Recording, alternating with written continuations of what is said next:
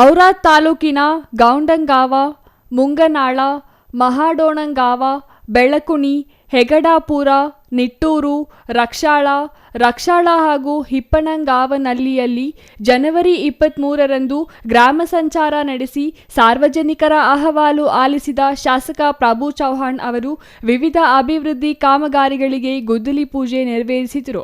ಕ್ಷೇತ್ರದಲ್ಲಿ ಕುಡಿಯುವ ನೀರಿನ ಸಮಸ್ಯೆ ಶಾಶ್ವತವಾಗಿ ಪರಿಹರಿಸಬೇಕೆಂಬ ಉದ್ದೇಶದಿಂದ ನಿರಂತರ ಪ್ರಯತ್ನ ವಹಿಸಿ ಸುಮಾರು 200 ಕೋಟಿಗೂ ಹೆಚ್ಚು ಅನುದಾನ ತಂದು ಎಲ್ಲಾ ಗ್ರಾಮಗಳಲ್ಲಿ ಪೂಜೆ ನೆರವೇರಿಸಿ ಕಾಮಗಾರಿ ಆರಂಭಿಸಲಾಗಿದೆ ಎಂದರು.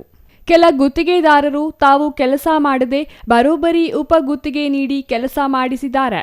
ಕೆಲಸ ಸರಿಯಾಗಿ ಆಗುವಂತೆ ನೋಡಿಕೊಳ್ಳಬೇಕಾದ ಅಧಿಕಾರಿಗಳು ಅಕ್ರಮದಲ್ಲಿ ಶಾಮೀಲಾಗಿರುವುದರಿಂದ ಕೆಲಸ ಸಂಪೂರ್ಣ ಕಳಪೆಯಾಗಿದೆ ಎಂದು ಎಲ್ಲಾ ಕಡೆ ಜನ ಆರೋಪಿಸುತ್ತಿದ್ದಾರೆ ಎಂದರು. ಪ್ರಸ್ತಾವನೆಯಂತೆ ಕೆಲಸವಾಗಬೇಕು. ಎಲ್ಲ ಮನೆಗಳಿಗೂ ನೀರಿನ ಸಂಪರ್ಕ ಕಲ್ಪಿಸಬೇಕು.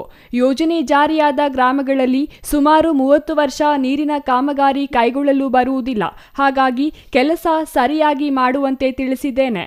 ಆದರೆ ಅಧಿಕಾರಿಗಳು ಮತ್ತು ಗುತ್ತಿಗೆದಾರರಿಂದ ಇಡೀ ಯೋಜನೆ ಹಾಳಾಗಿದೆ ಎಂದು ಬೇಸರ ಹೊರಹಾಕಿದರು. ಸಾಕಷ್ಟು ಬಾರಿ ತಿಳಿಸಿದರೂ ಕೆಲ ಕಡೆಗಳಲ್ಲಿ ಕಾಮಗಾರಿ ಪರಿಶೀಲಿಸದೆ ಪಂಚಾಯಿತಿಯ ಅಧೀನಕ್ಕೆ ಪಡೆಯಲಾಗಿದೆ. ಮುಂದೆ ಯಾರೊಬ್ಬರು ಹೀಗೆ ಮಾಡುವಂತಿಲ್ಲ.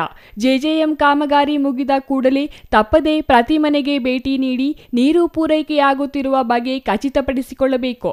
ನಂತರ ಗ್ರಾಮ ಸಭೆ ನಡೆಸಿ ಎಲ್ಲರ ಸಹಮತಿ ಪಡೆದು ನಂತರವೇ ಕಾಮಗಾರಿ ತಮ್ಮ ಅಧೀನಕ್ಕೆ ಪಡೆಯಬೇಕು ಎಂದು ಪಿಡಿಒಗಳಿಗೆ ಕಟ್ಟುನಿಟ್ಟಾಗಿ ಸೂಚಿಸಿದರು. ಚಂದ್ರಯ್ಯ ಸ್ವಾಮಿ, ಸಿಟಿವಿ ನ್ಯೂಸ್, ಬೀದರ್.